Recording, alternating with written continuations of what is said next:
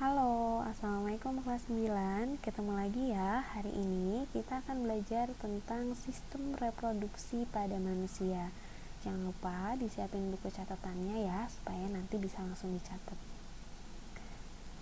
Reproduksi terjadi melalui proses bertemunya gamet jantan atau sperma dengan gamet betina atau ovum yang nantinya akan membentuk individu baru yang kita sebut dengan peristiwa fertilisasi. Jadi, fertilisasi adalah proses bertemunya sperma dengan sel telur atau ovum. Nah, hasil dari fertilisasi atau pembuahan adalah terbentuknya zigot. Zigot di sini akan mengalami perkembangan menjadi embrio hingga ia siap untuk dilahirkan. Nah, manusia bereproduksi secara seksual atau kawin. Di sini laki-laki dewasa akan menghasilkan sperma, sedangkan perempuan akan menghasilkan ovum. Oke, kita lanjut ya ke sistem reproduksi pada wanita. Nah, sistem reproduksi pada wanita di sini dibagi dua, yaitu ada alat kelamin luar dan alat kelamin dalam. Di alat kelamin luar itu ada vulva dan labium. Di sini, vulva adalah celah paling luar dari alat kelamin wanita. Biasanya vulva ini pada saat pubertas itu yang ditumbuhi oleh rambut-rambut halus. Nah, vulva ini ternyata dia bermuara dua saluran, yaitu uretra atau saluran urin dan vagina. Nah, nanti vagina di sini dia dilindungi oleh labium. Labium ini berupa lipatan seperti bibir, ya, terdiri dari labium mayora yaitu yang bagian luar dan labium minora yaitu yang di bagian dalam. Nah, nanti di ujung vulva ini itu terdapat yang namanya klitoris, ya. Klitoris yaitu organ erektil yang berfungsi sama dengan penis pada pria. Nah, kenapa di sini disebut sebagai organ erektil? Karena di dalamnya banyak mengandung pembuluh syaraf. Oke, lanjut ya.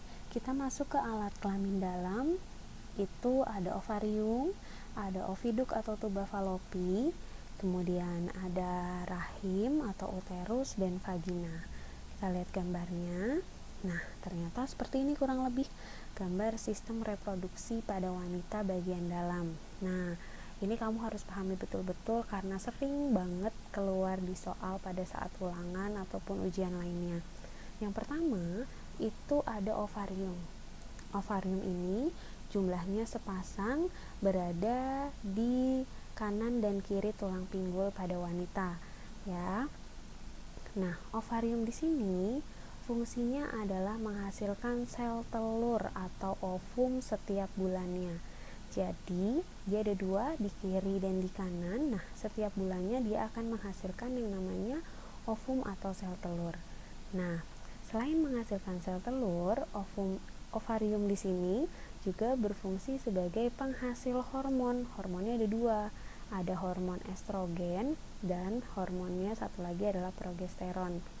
Nah, setelah sel telur ini masak, dia kemudian akan dilepaskan. Nah, dilepaskan kemudian ditangkap oleh juluran-juluran tangan ini yang di sebelah kiri dan kanan. Dia ada dua yang kita sebut sebagai infundibulum atau fimbre, ya. Nah, sel telur ini nanti kemudian ditangkap, kemudian dia jalan ke saluran telur atau yang kita sebut sebagai oviduk atau tuba falopi. Nah, di oviduk atau tuba falopi ini nanti akan terjadi dua kemungkinan.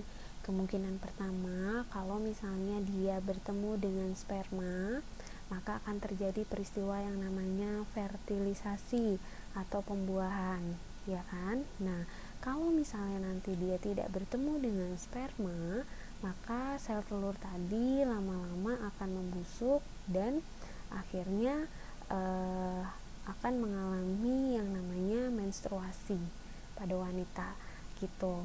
Tapi fungsi utama dari oviduk atau saluran telur ini atau tuba falopi fungsinya adalah sebagai tempat fertilisasi. Diingat ya, jadi tempat kencan pertemuan pertama antara ovum dan sperma itu di oviduk atau tuba falopi.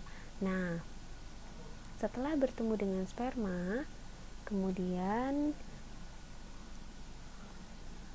setelah bertemu tadi, kemudian dia akan menetap di dalam rahim di sini. Nah, makanya fungsi rahim itu adalah untuk perkembangan dan pertumbuhan dari janin atau embrio. Kurang lebih 9 bulan 10 hari itu dia menetap di sini. Nah, endometrium ini apa? Endometrium ini adalah dinding rahim, ya.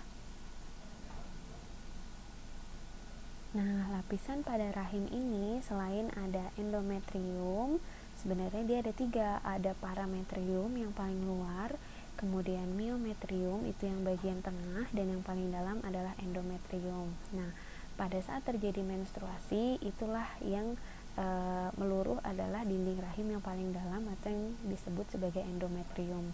Tapi kalau seandainya terjadi pembuahan atau fertilisasi antara sperma dengan sel telur, maka dinding rahim ini nggak meluruh, tapi dia menebal. Kenapa? Karena persiapan untuk perkembangan janin yang ada di dalam sini nantinya. Kalau seandainya dia sampai keluar darah, berarti nanti yang ada jadinya keguguran, gitu ya. Kemudian kita lanjut ke serviks. Serviks ini adalah leher rahim atau mulut rahim, dan yang terakhir adalah vagina. Nah, vagina ini adalah saluran akhir dari reproduksi. Oke, sampai sini paham ya? Jadi, ada ovarium. Ibu ulangi lagi ya, ada ovarium. Ovarium di sini tadi fungsinya menghasilkan sel telur, kemudian penghasil hormon estrogen dan progesteron. Kemudian ini adalah fimbre atau infundibulum untuk menangkap sel telur. Selanjutnya ada oviduk atau tuba falopi sebagai tempat fertilisasi. Kemudian ada rahim atau uterus di sini untuk perkembangan janin. Kemudian ada serviks. Di sini serviks menghasilkan lendir, dan vagina sebagai saluran akhir dari reproduksi pada wanita. Oke, lanjut ya. Kita masuk ke sistem reproduksi pada laki-laki.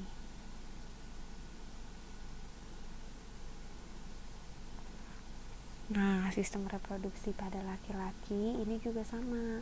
Ada alat kelamin luar dan ada alat kelamin dalam.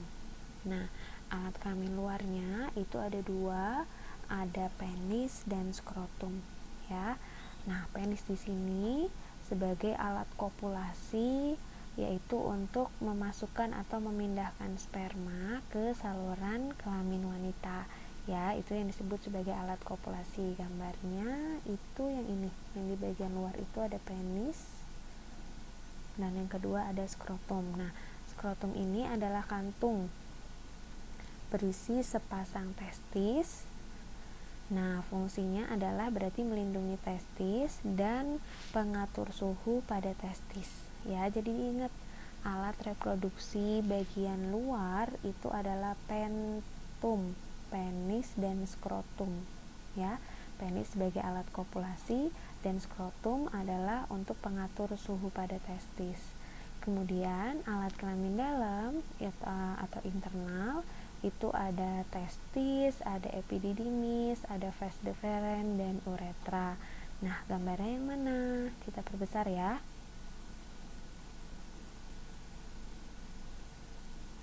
Oke. Nah, tadi yang luar itu udah penis dan skrotum, kemudian yang dalam itu pertama kita mulai dari testis.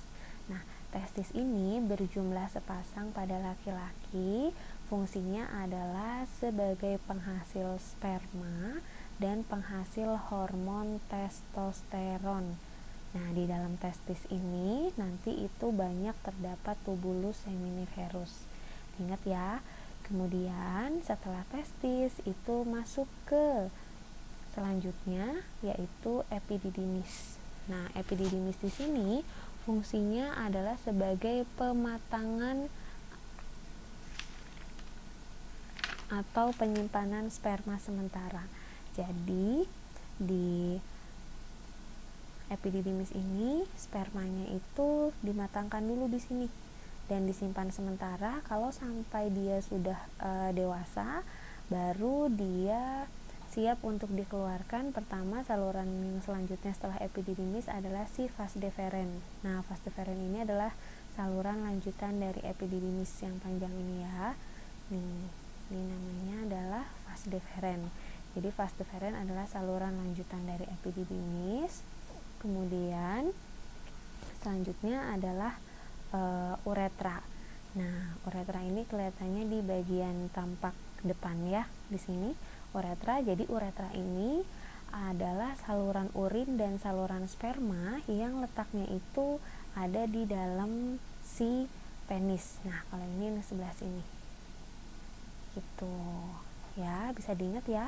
Jadi alat reproduksi laki-laki pada bagian luar itu ada pentum tadi, penis dan skrotum.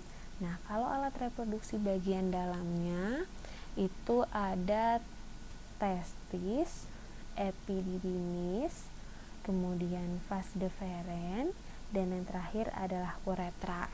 Kalau disingkat adalah tes, ep, vas, ur. Testis,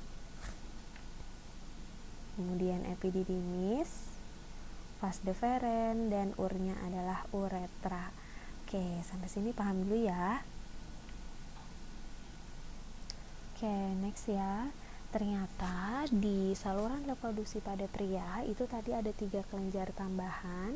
Yang pertama itu ada kelenjar Cooper atau bulbouretra, yang kedua ada kelenjar prostat, dan yang ketiga ada vesicula seminalis. Nah, kelenjar Cooper atau bulbouretra ini letaknya di sini ya. Nah, kalau tampak samping, dia ini menghasilkan getah atau lendir yang berfungsi untuk menetralkan suasana asam. Itu kelenjar bulbouretra. Yang kedua ada kelenjar prostat. Nah, kelenjar prostat di sini juga sama, dia menghasilkan getah putih yang bersifat asam. Sedangkan kalau vesicula seminalis ini, inilah dia yang menghasilkan nutrisi untuk sperma. Gitu. Jadi ada 3 kelenjar tambahan, diingat ya. Ada kelenjar bulbouretra atau kelenjar Cooper, kelenjar prostat ini, dan ada vesicula seminalis. Oke, sampai sini paham ya. Oke, next. Nah, kalau misalnya ketinggalan tadi penjelasan dari Ibu, di sini ada catatannya ya, bisa dilihat lagi. Kemudian kita lanjut ke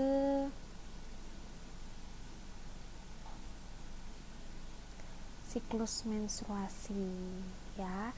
Nah, siklus menstruasi itu kayak apa? Nanti bakalan Ibu bahas di pertemuan selanjutnya. Oke, sampai sini dulu ya. Terima kasih. Wassalamualaikum warahmatullahi wabarakatuh.